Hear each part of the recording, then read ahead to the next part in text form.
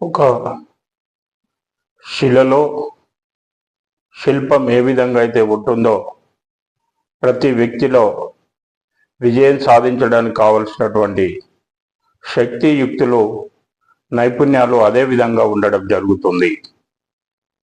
శిల శిల్పంగా మారడానికి శిల్పి చేతిలో అనేక సుత్తి దెబ్బలు తిన్న తర్వాత మాత్రమే అది శిల్పంగా మారడం జరుగుతుంది.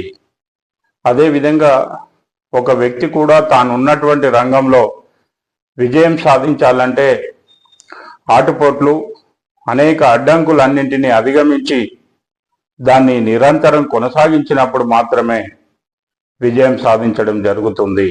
అందుకే మనం సాధారణంగా చూస్తే శిలను తొక్కుతారు, అదే శిల నుండి వచ్చినటువంటి శిల్పాన్ని మొక్కుతారు.